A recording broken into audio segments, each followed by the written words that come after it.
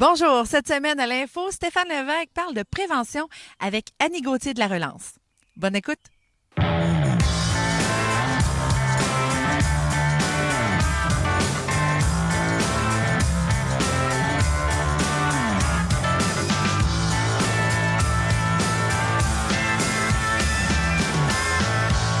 Bonjour, ici Stéphane Lévesque, bienvenue à l'Info. Un info qu'on va consacrer aujourd'hui à un organisme très important dans notre milieu, soit la Relance. Bonjour Annie, Bonjour Stéphane. tu vas bien?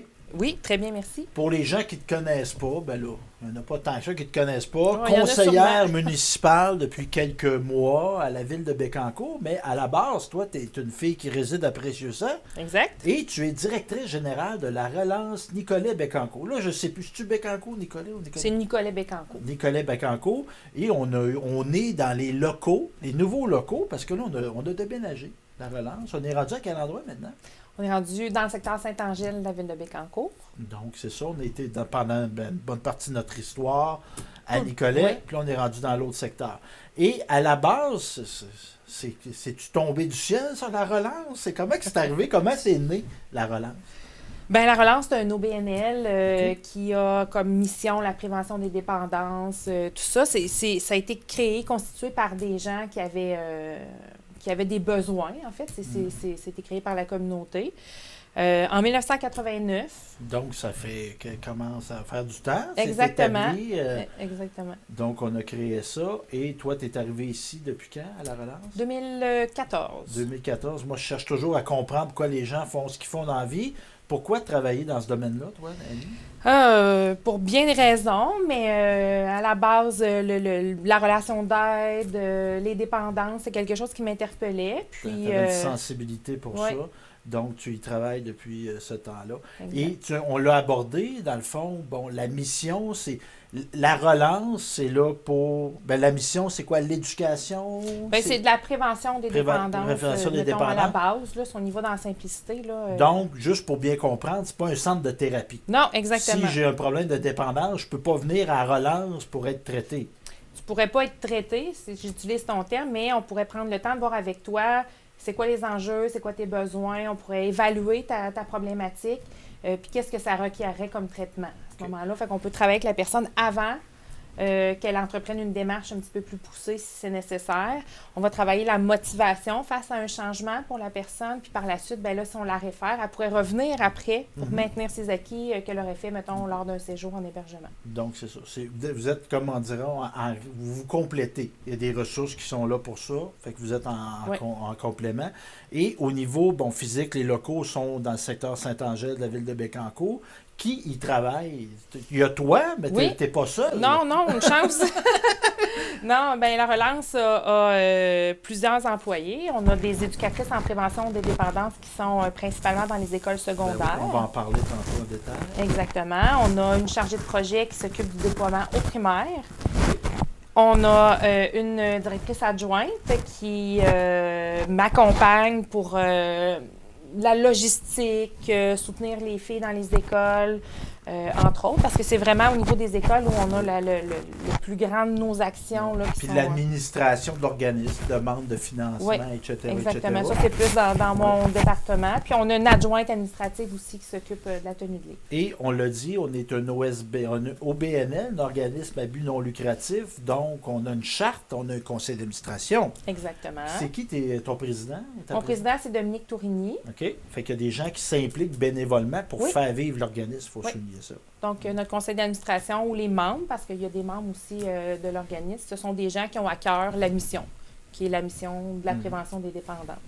Donc, on a 7 personnes sur notre conseil d'administration, 5 postes plus réguliers, je dirais, puis on a un poste parent, puis on a un poste adolescent Ben aussi. oui, c'est Evelyne. Oui, Evelyne Dumont. Evelyna Dumont. Evelyna, excusez, bonjour Evelyna. Donc, qui est rendue. Puis c'est récent, ça. Oui, c'est récent, ça s'est fait là, lors de notre dernière Ben oui, AGA. je trouve ça intéressant.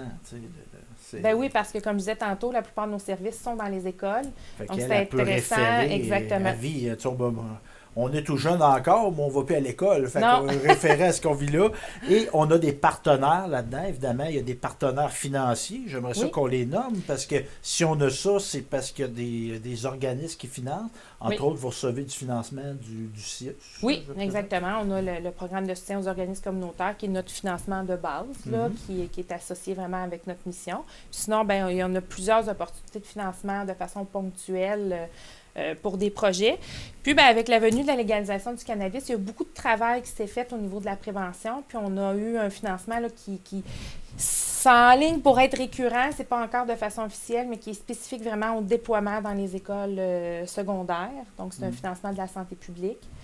Puis on a eu des partenariats, je ne sais pas s'ils sont toujours actifs, mais avec les MRC. Exactement. Là, ça ne l'est plus. Là. Pour OK. l'instant, on n'a pas de partenariat officiel avec eux, mais effectivement, là, les MRC nous ont beaucoup supportés dans les dernières années. Là. Puis ça fait aussi référence à la légalisation du cannabis. Là. Puis la clé là-dedans, puis là, on va rentrer dans le vif du sujet, si on veut faire de la prévention, il faut être imbrigué dans son milieu. Et la relance, c'est ça, vous vous déployez, vous êtes en contact, vous faites beaucoup de représentations parce que c'est la clé. Donc, Annie, bien évidemment, cette mission-là se déploie dans les écoles. L'intervention ne va pas être pareille quand on parle à des enfants de 10 ans qu'à des ados de 16-17 ans. Là. Rassure-nous, là, on ne va pas tout nommer.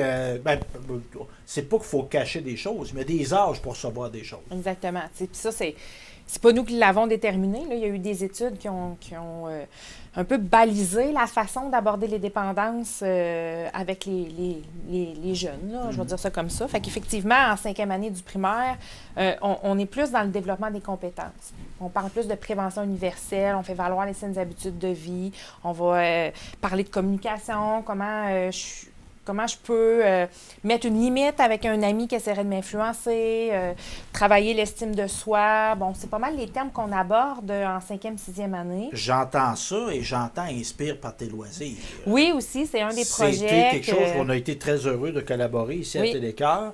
Dans le fond, de favoriser, de mettre de l'avant des bons comportements, mettre en valeur ce que tu es.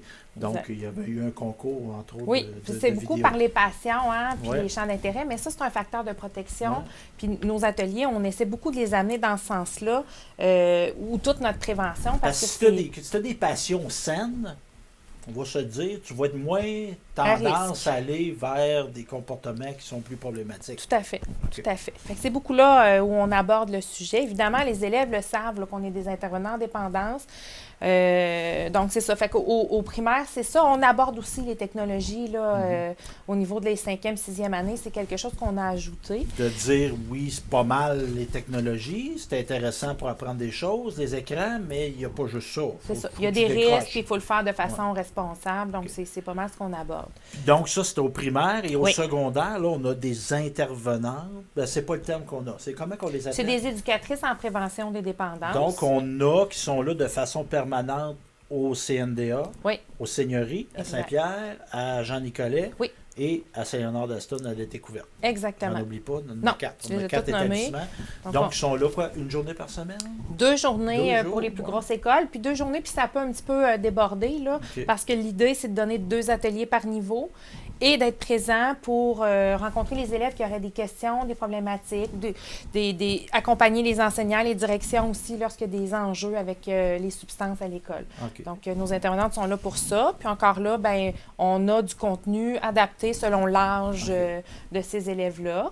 Donc, juste pour figurer, physiquement, ces éducatrices-là ont Oui. un bureau dans l'école. Oui, Et il y exactement. a des heures qu'exemple, un jeune voudrait y aller, où il est référé par un enseignant. Tu aurais peut-être besoin d'aide, pas-tu penser? Bon, Exact. fait qu'on peut y aller. Question que je connais la réponse, est-ce que c'est gratuit? Oui, absolument. Tous nos les services services. de la relance sont gratuits. Oui, gratuit et confidentiel. C'est important Oui. de le nommer aussi. Nous, notre objectif, c'est vraiment de maintenir les liens avec les élèves. Donc, des fois, ça peut être difficile avec une problématique de dépendance en secondaire 3 pour dire quelque chose, de se confier à la direction. Mais nous, c'est vraiment confidentiel. Puis, on va travailler avec l'élève là, pour amorcer une démarche ou qu'il y ait des confidences nécessaires. Et tant pour les jeunes que pour les adultes, l'intervention de la relance se fait dans un cadre. Oui. Tu sais, on ne s'est pas réveillé, nous autres, on fait de l'intervention parce que il y a des gens qui se prétendent faire de l'intervention puis qui font ça de façon non balisée. Oui, oui. Ça peut être dangereux parce que là, on joue avec sais, tu peux avoir un problème de dépendance qui est causé par une problématique très grave. Exactement. On pense juste à la comorbidité avec les enjeux de santé mentale, c'est quand même risqué. Fait que c'est clair. Ici, les intervenantes sont soit des éducatrices spécialisées, diplômées, ou on a des techniciennes en intervention en délinquance. Donc, ce sont les profils des intervenants qu'on a ici, là, éducatrices, comme on les appelle. Puis, la plupart ont le certificat en toxicomanie aussi. Là, on a un code d'éthique, on respecte des règles. Et entre autres, le financement, il est intéressant, mais il vient avec des conditions. Puis c'est bien correct qu'il y ait des conditions. Le CIUS, il ne finance pas n'importe quoi. Oui. On va se dire. Donc, c'est un autre dossier, mais oui, il y a quand même des normes. C'est balisé, tout ça. On a parlé des jeunes, on a parlé de nos éducatrices qui sont dans les écoles secondaires. Quel autre type d'activité, quel autre type de service qu'on offre à la relance? Oui, bien, là, on parle beaucoup des écoles, mais les jeunes aussi, on peut les rejoindre dans d'autres contextes, comme par exemple dans les maisons de jeunes. Oui. Fait que des fois, on va avoir des collaborations avec les maisons de jeunes pour continuer nos actions préventives. Aussi, bien évidemment, là, on a parlé des parents, des adultes. Donc, les parents peuvent venir aussi nous rencontrer, surtout lorsqu'un une situation qui émane de l'école, là, un élève qui se serait fait prendre avec des substances ou qui aurait une problématique, bien, à ce moment-là aussi, on peut accompagner le parent. Parce qu'on peut tomber démuni. Exactement. C'est pas agréable. Non. Tu sais, notre jeune s'est fait prendre avec de la drogue ou il vend de la drogue à son école. Là. Il y a des affaires plus plaisantes que ça dans la vie. C'est ça. Fait que ça peut être difficile pour le parent, donc on est là pour les soutenir. Bien intervenir. Exactement. Puis les référer vers les bonnes ressources si prendre nécessaire. du recul aussi. Oui. Là, tu sais, de comment se déposer. Oui. On peut faire ça. Donc, c'est ça, on aide des parents. Oui. Milieu de travail aussi? Oui. Donc, déjà, en fait, à la base, la relance avait été beaucoup créée pour ça, là, pour les personnes qui avaient une problématique de dépendance, qui avaient de la difficulté à se trouver un emploi ou qui avaient perdu un emploi ou qui devaient réintégrer un emploi après une thérapie. Il y avait beaucoup de financements là, qui venaient là, d'Emploi Québec, entre autres, puis des financements qui venaient du fédéral. Fait que c'est un peu comme ça que la relance est née. Je parlais que c'était des gens là, de la communauté qui avaient créé la relance. Bien, c'était les alignements du départ. Donc, ça a toujours resté un petit peu un intérêt là, pour les administrateurs de la relance. Là, ça fait partie des différentes facettes que... Oui. Et dans le fond, comment ça se passe, l'intervention au milieu de travail? Bien, ça ressemble vraiment à ce qu'on fait au secondaire. OK. Avec une présence, ça peut, parce qu'on comprend qu'il n'y a pas un profil d'entreprise qui est pareil.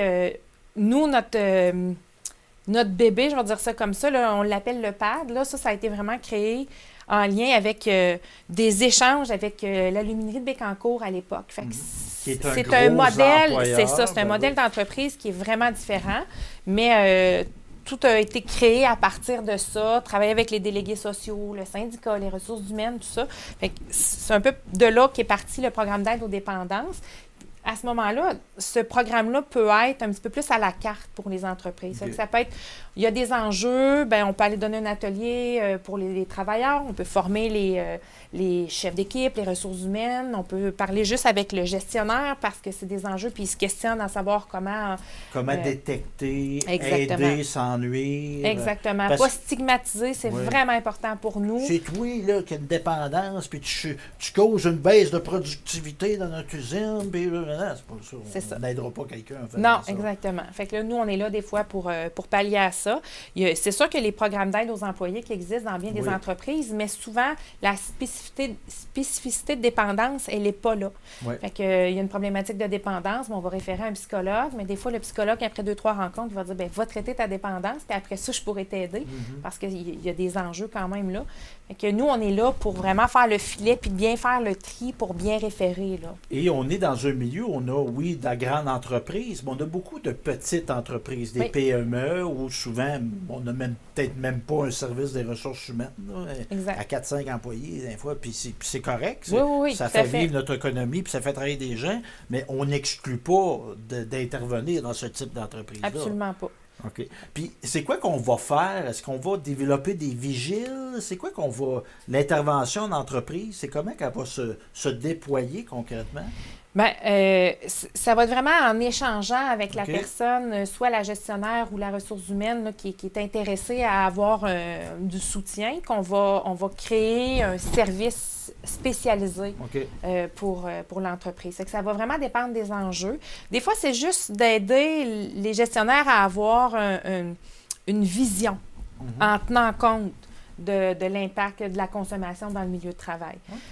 Ou pas, parce qu'on comprend que même c'est souvent pas directement dans le milieu de travail qu'il y a des problématiques. Des fois, c'est à la maison ou de l'abus, pas nécessairement de dépendance, qui a de l'impact sur, je ne veux pas dire le rendement, mais je veux surtout cibler la sécurité au travail.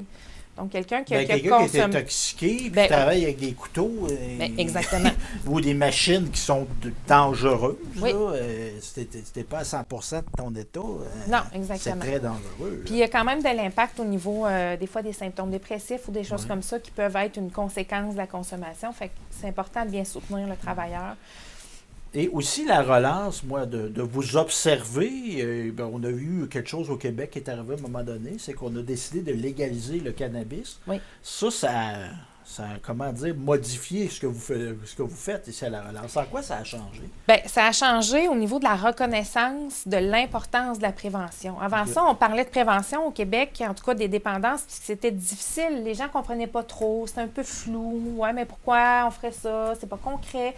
Tu sais, on peut pas comptabiliser des réussites à la relance. C'est pas comme si on dit, ben on a eu 10 personnes qui ont passé en thérapie, puis sur 10, il y en a 8 qui ont réussi, ils ont maintenu leur abstinence. Tu sais, on peut pas... c'est extrêmement difficile parce qu'on est un petit peu plus dans le flou quand on parle de prévention. Oui, prévention, développer une sensibilité, des connaissances, ça se mesure mal parce que là, on n'ira pas faire passer des tests à l'abbaye sur leurs connaissances au niveau des dépendances. Là. Non, c'est ça. On ne mesurera pas comme ça, mais on voit des impacts pareils. Fait que la loi sur le cannabis, à quoi que ça... Bien, c'est ça. Fait que ça l'a amené...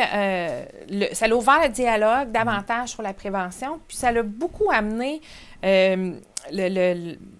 de le considérer, le continuum, parce que oui, on légalise, mais c'est important d'encadrer. Là, tu sais, il y a eu un changement de gouvernement au travers de la légalisation, ce qui a fait qu'au départ, c'était 18 ans, l'âge légal. Après ça, c'est tombé 21 ans. Fait que ça a quand même amené des impacts importants qui nous a permis de sensibiliser les différents... Parce que moi, j'ai senti, puis dis-moi si je me trompe, vous étiez plus dans l'espace public. Ça a amené la relance, comme ailleurs au Québec, des organismes qui font ce que vous faites, à être plus dans les médias, de prendre parole. Je me trompe-tu ou... Ben non, tu te trompes pas. C'est sûr qu'on a utilisé cette vitrine-là, je vais dire ça comme ça, pour en parler. Puis on a été beaucoup interpellés aussi au-delà que nous, on a saisi, je ne veux pas dire saisi l'opportunité, là, mais on a été interpellés pour prendre position ou pour... Même seulement qu'au départ, là, il y a eu des consultations où on nous a demandé nos préoccupations, puis pas nos solutions, mais nos recommandations, en fait, là, comment on voyait la chose pour que ça soit le mieux fait possible. Je ne dis pas que c'est un succès, comment ça a été fait. Il y a encore des ajustements à y avoir. Mais en tout cas, une chose qui est sûre, c'est que ça amène quand même... Ça ouvre le dialogue. Moi, j'ai juste tenu ça. Ça ouvre le débat. On en parle. Sur l'importance de la prévention, puis je ne veux pas cacher que ça amène du financement pour nous, ce qui est une bonne chose. Donc, parce que le fait qu'on a une société d'État, c'est qu'on dégage des profits de ça, puis ces profits-là sont en partie réinvestis en prévention. Exactement. Comme on a eu un peu le même phénomène lorsqu'on a eu des casinos. Exactement. Et on a commencé en légalisant les casinos. On en est du financement aux organismes qui s'occupaient de... Exact. Puis ça, on le cible-tu au niveau de la dépendance, au niveau du jeu? C'est-tu quelque chose qui a la relance? Oui, absolument. C'est un service qu'on offre. Je dirais que c'est pas une on n'a pas beaucoup de demandes par rapport à ça, mais c'est quelque chose qui fait partie de l'offre de service puis qui reste quand même une sensibilité. C'est présent, on continue de s'informer, on continue de se former par rapport à ça pour être... Puis il y a des projets ponctuels. On a parlé tantôt d'Inspire par tes loisirs, mais il y en a d'autres. C'est que vous êtes appelé parfois des mandats d'une courte durée ou moyenne durée. Ça peut être quoi, par exemple? Bien là, comme récemment, on a créé un nouveau... un projet qui devient par la bande un service qui est une trousse là, au niveau de... Ça s'appelle Cyberveillance, qui est une trousse qui permet aux parents d'enfants 0-5 ans de changer quelques habitudes en lien avec les technologies. Donc, la propre utilisation des technologies du parent, qui des fois, on ne se le cachera pas, hein, on est toujours près de notre téléphone, tout ça, fait que ça peut avoir un impact. On ne donne pas l'exemple. Puis malheureusement, puis la pandémie a beaucoup exacerbé tout ça, c'est que là, je suis occupée, je suis en télétravail, j'ai un enfant à la maison parce qu'il n'y a pas d'école, bien, il est devant l'écran, il joue, il game, ou on place nos enfants devant les écrans. Fait que la trousse cyberveillance va permettre aux parents de s'évaluer et aussi d'avoir des alternatives. Là, Puis ça, est-ce que c'est une trousse virtuelle? C'est une trousse physique. C'est du contenu physique. Puis, je peux, en s'adressant à la relance, je pourrais l'avoir. Exactement. Vous pourriez avoir la trousse, l'apporter chez vous, puis la rapporter. Il y a plein d'options avec cette trousse-là. Fait que ça, c'en est un. Est-ce qu'on en a d'autres, des projets ponctuels? Oui. Bien là, on a un beau projet qui est un projet 18-24 qui vient aussi du financement du cannabis, là, qui semble vouloir être récurrent parce qu'on sait que les plus grands consommateurs de cannabis, c'est la tranche d'âge du 18-24. OK. Donc, il y avait quand même des attentes gouvernementales à ce qu'il y ait plus de sensibilisation puis de prévention auprès de cette tranche d'âge-là. Et nous, on a fait un super beau projet avec Yannick Demartino. On a des capsules humoristiques qui ont été faites par Yannick avec nos orientations qu'on va utiliser là, avec les 18-24. Fait que l'année prochaine, l'année qui vient, là, nous, ça débute en avril, nos années financières, on a un projet là, qui va durer 1 an où on va faire beaucoup plus d'actions auprès des adultes avec ce contenu-là notamment. Puis tantôt, on parlait du programme d'aide aux dépendances, là, un de nos services qu'on offre, bien, on va jumeler un peu tout ça pour essayer d'aller plus dans les milieux de travail, mais d'utiliser le contenu là, de... Parce que tu me parles de Yannick Demartino, un jeune humoriste. Donc, l'approche, tu disais tantôt, on n'intervient pas en 5e année comme on n'intervient pas en secondaire 4 ou 5. Exactement. Avec des jeunes adultes, on ne va pas intervenir comme avec des 40-50 ans non plus. Là. Non, bien, c'est ça. Fait qu'on on module notre intervention. Exactement. Ma chère, si je veux... j'en oublie-tu des projets particuliers? Ben non, je voudrais pas me mettre à oublier, mais si on oublie, peut-être qu'on a oublié des choses, je pense pas qu'on a oublié tant que ça, mais si on veut en apprendre davantage sur la relance, sur la mission, les activités offertes, évidemment, on est présent sur le web. Bien, on a une page Facebook où on essaie de l'alimenter régulièrement en donnant de l'information, en faisant un petit peu plus de sensibilisation par le biais de notre page.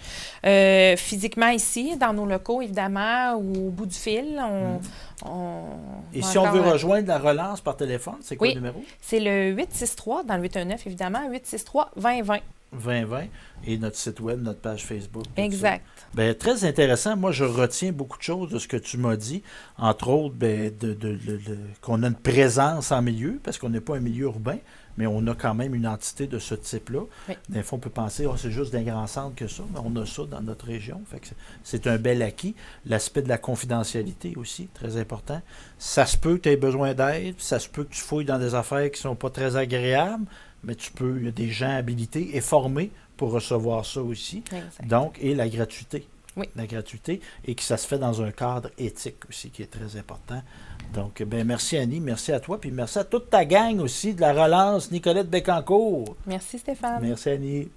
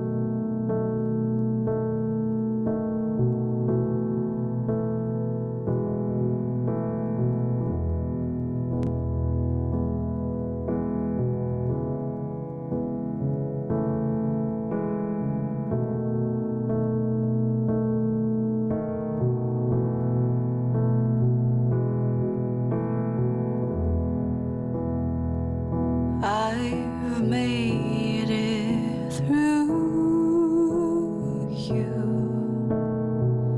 I can do it again.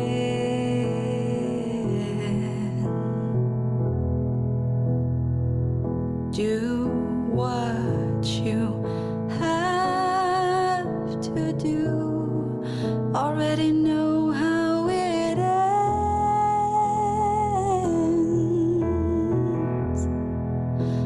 Well, go on and leave again.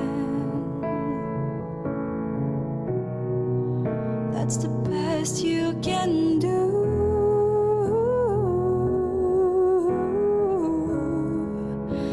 I swear it's the last song I write about you.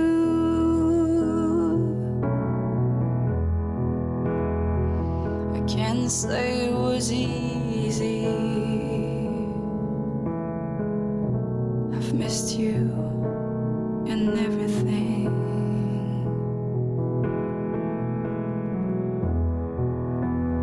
Can't stay on my knees. I had to keep on moving.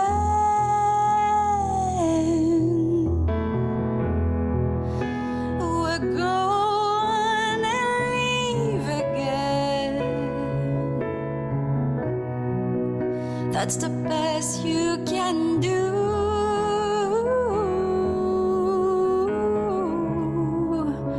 I swear it's the last song I'll write about you.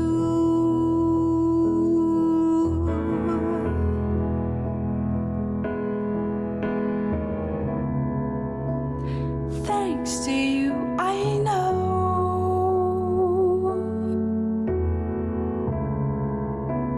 how to be the one who's left behind, how to doubt my own thoughts,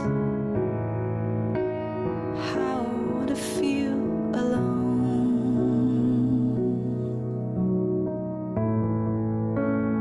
Thanks to you, I know.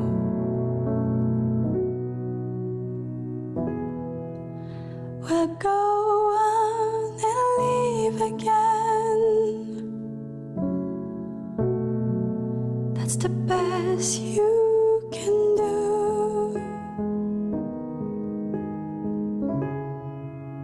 I swear it's the last song I write about you.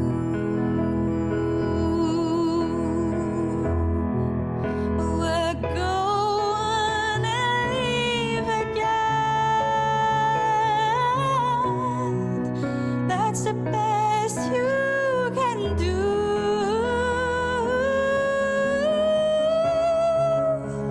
I swear it's the last time I'll say